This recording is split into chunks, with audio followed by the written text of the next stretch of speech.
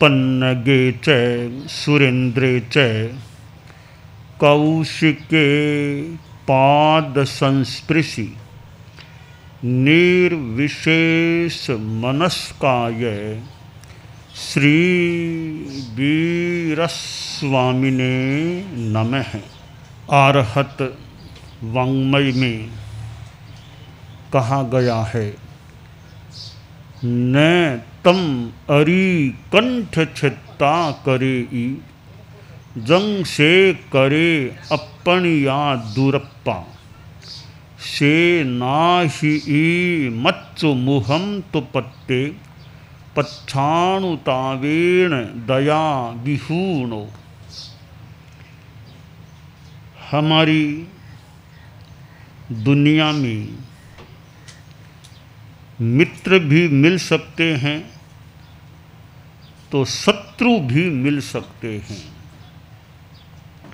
हम एक अपेक्षा से व्यवहार की भाषा में किसी आदमी को अपना मित्र मान लेते हैं और किसी को अपना शत्रु भी मान सकते हैं। और ऐसा चिंतन एक आधार पर होता है, व्यवहार के आधार पर ऐसा चिंतन हो सकता है।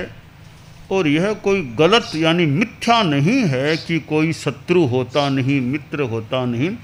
व्यवहार के धरातल पर कोई मित्र हो सकता है, कोई शत्रु हो सकता है।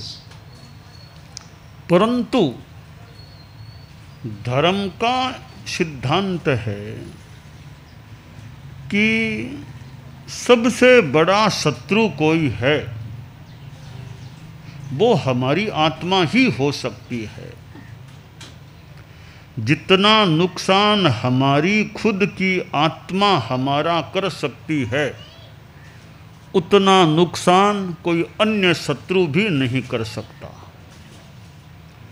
अन्य कोई शत्रु है, आदमी कोई मान लो एक भाषा में दुश्मन है, तो वो क्या करेगा?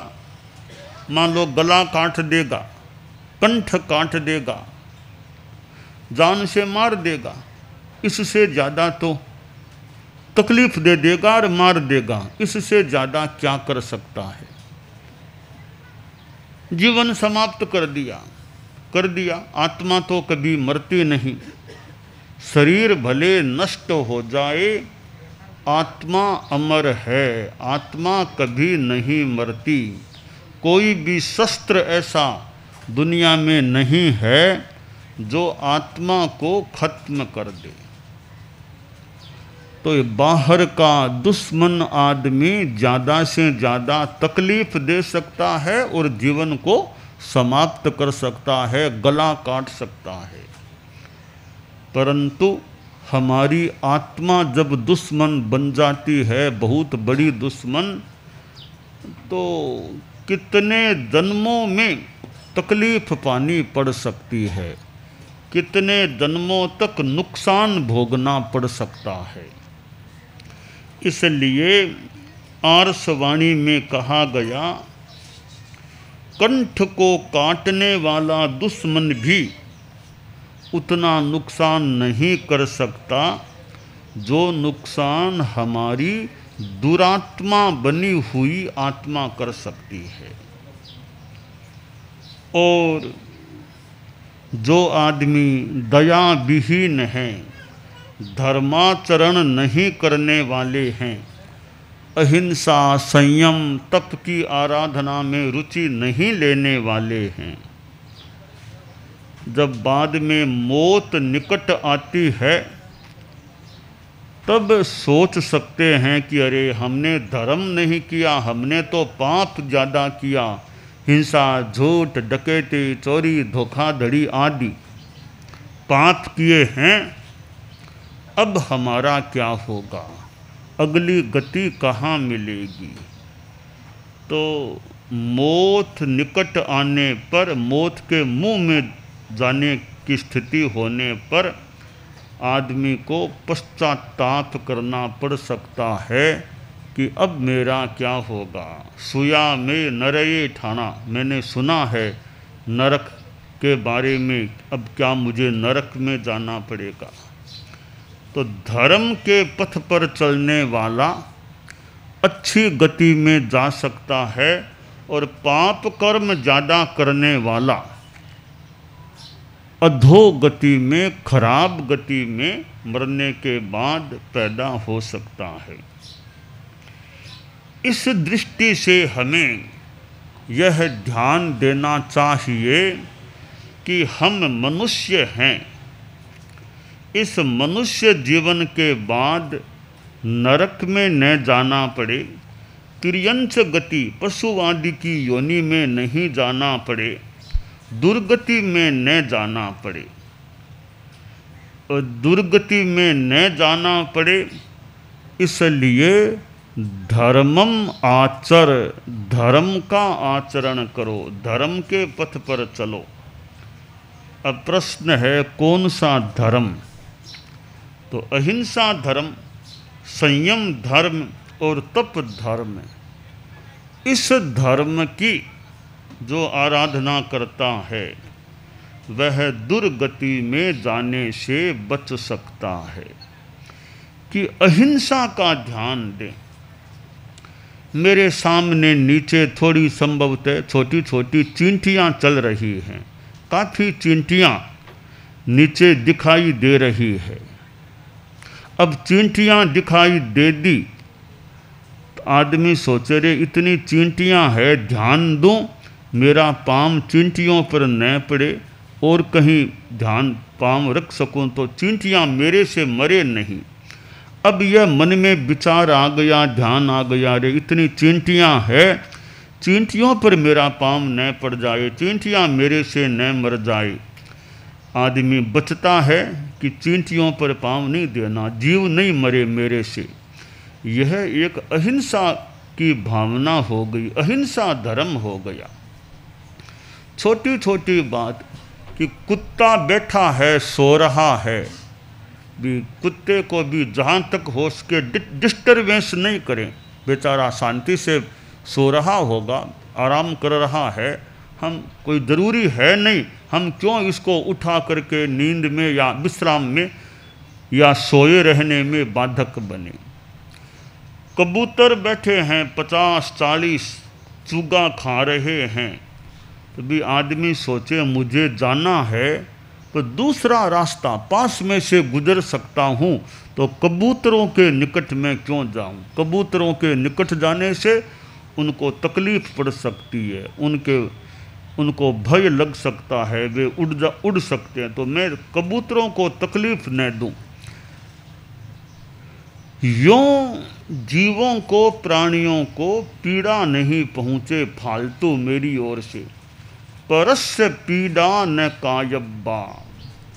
दूसरे को पीड़ा नहीं पहुंचानी चाहिए, अपनी ओर से ऐसा जानबूझकर प्रयास नहीं करना चाहिए। सामान्यतया यह दया की भावना, अनुकंपा कि हो सके तो किसी का कल्याण करें, आत्मोत्थान करें, दूसरों को कष्ट पहुंचाने का, तकलीफ देने का हम फालतू प्रयास न करें। तो ये संसार में कितने जीव हैं, मुझे सुख प्रिय है, दुख अप्रिय है, तो इनको भी सुख प्रिय हो सकता है, दुख प्रिय हो सकता है, दुख अप्रिय है। तो मैं सुख चाहता हूँ, ये भी तो सुख चाहते होंगे, तो मैं फालतू इनके सुख में, इनकी सुविधा शांति में फालतू क्यों बाधक बनूं। तो जो मुझे अच्छा लगता है कि मुझे कोई सहायता पहुंचाए तो मुझे अच्छा लगता है, तो औरों को भी सहायता अच्छी लगती होगी। मुझे खाने में वो चीज़ बढ़िया लगती है, दूसरों को भी तो वो चीज़ भाती होगी। मुझे कोई गाली दे, बुरा लग सकता है, गलत मानता हूँ, तो दूसरों को भी तो गाली दूंगा तो उनको भी तो बुरा लग सकता है। जो व्यवहार मैं दूसरों से नहीं चाहता वह व्यवहार मैं भी दूसरों के साथ न करूं। यह सामान्य सी बात है। तो जो आदमी पाप करता है, हिंसा, झूठ, दगा, चोरी आदि आदि, उसको दुर्गति में जाना पड़ सकता है। तो पापों से बचने का प्रयास रखना चाहिए कि मेरे द्वारा पाप न हो जाए। जितना हो सके संभव पापों से मैं बचने का प्रयास करूं और धर्म के पथ पर चलने का अभ्यास करूं। अब छोटे छोटे नियम जीवन में आ जाएं कि मुझे चोरी नहीं करना, कि मुझे झूठ नहीं बोलना। संत गांव में गए तो रात को कथा प्रवचन सत्संग हुआ।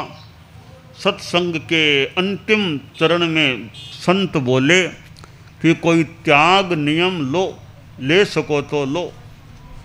तो किसी ने कहा मैं शराब नहीं पीऊँगा, किसी ने कहा मैं बीड़ी नहीं पीऊँगा, किसी ने कहा मैं चोरी नहीं करूँगा, किसी ने कहा मैं जुआ नहीं खेलूँगा। ऐसे कईयों ने नियम ले लिए। एक युवक सामने बैठा था, वो खड़ा नहीं हुआ, त्याग नहीं लिया था। तो संत बोले तुम भी कोई अच्छा त्याग ले लो, ले सको तो। बोला बाप जी अब शराब तो मैं छोड़ नहीं सकता, अरे बीड़ी भी पी लेता हूँ, छूटनी मुश्किल है।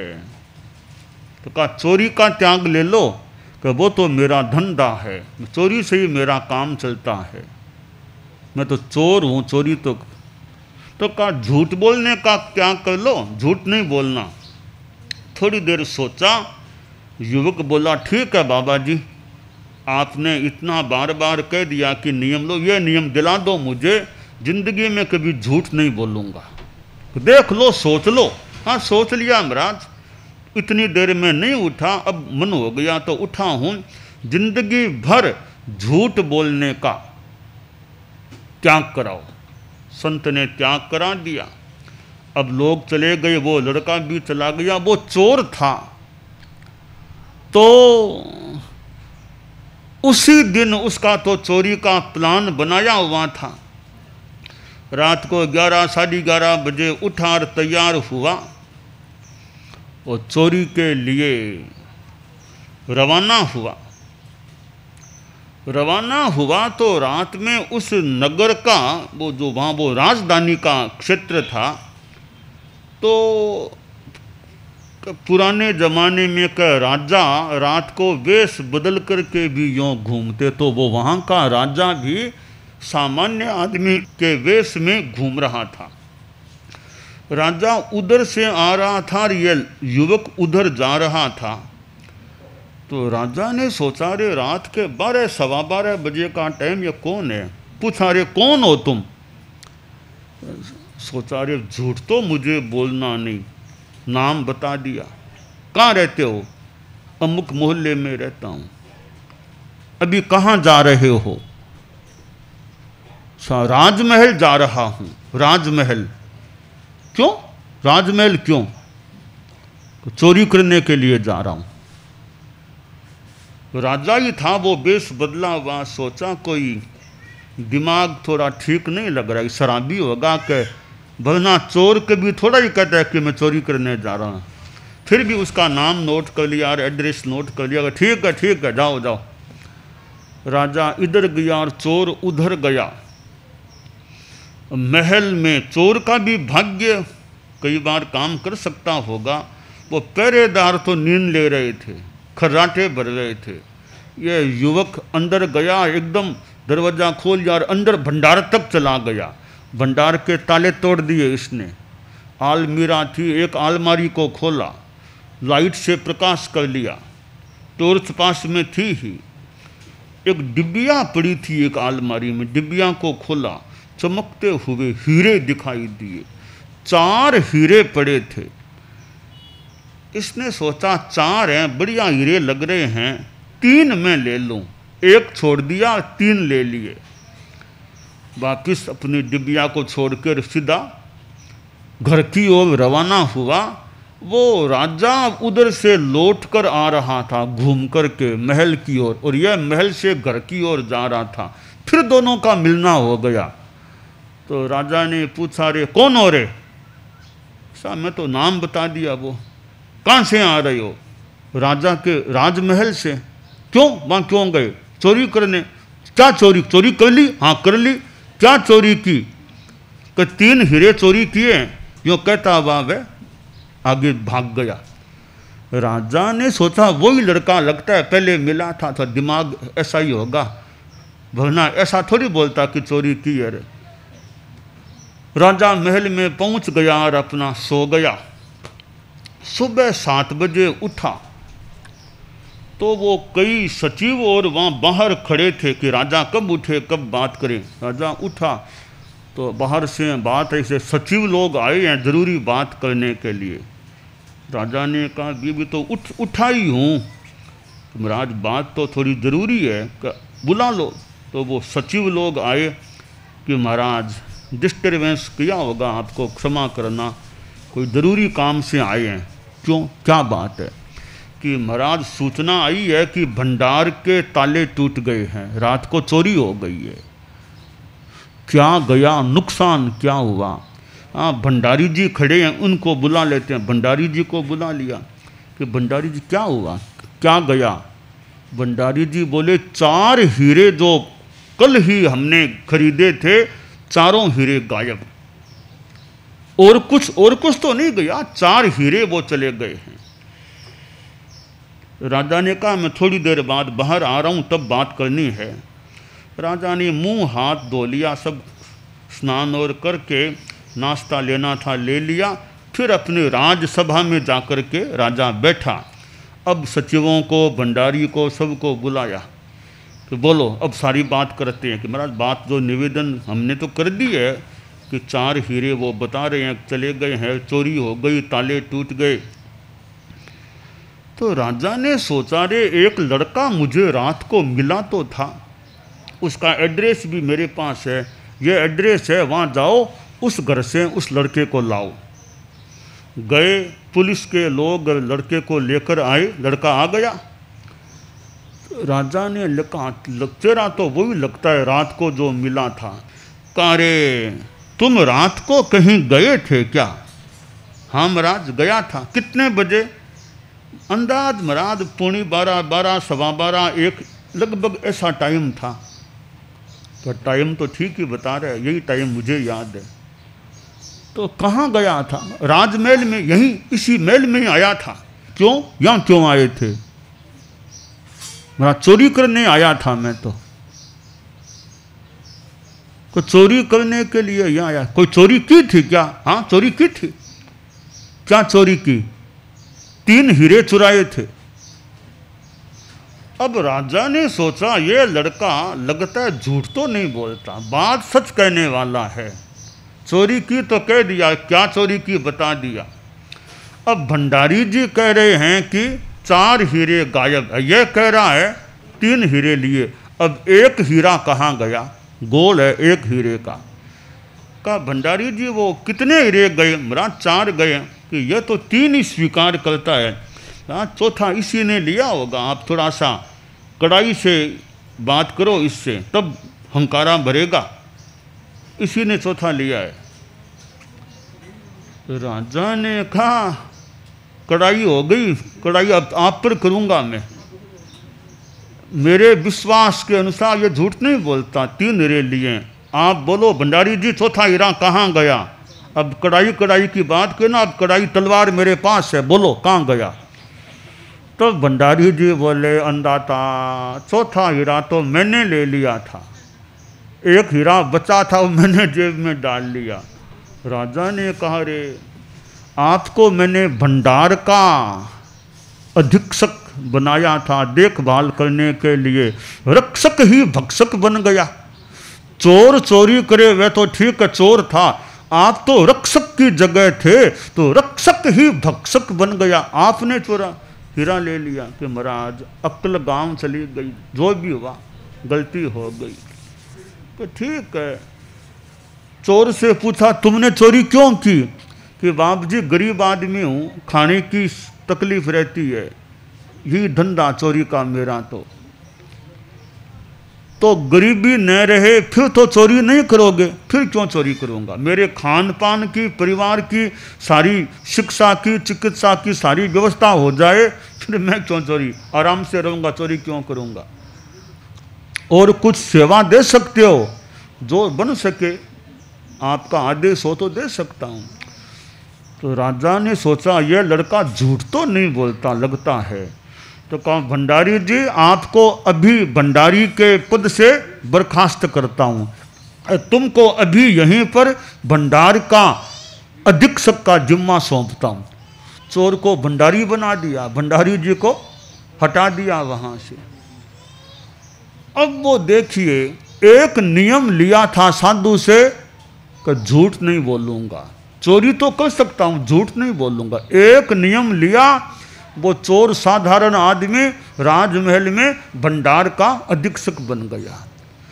तो यह जीवन में आदमी अच्छे धर्म के नियम लेता है, पापों को छोड़ता है, तो वह दुर्गति से भी यूँ बचाव यथासंभवतया हो सकता है। तो हम अपने जीवन में धर्म के पथ पर चलने का प्रयास करें, यह काम्य है।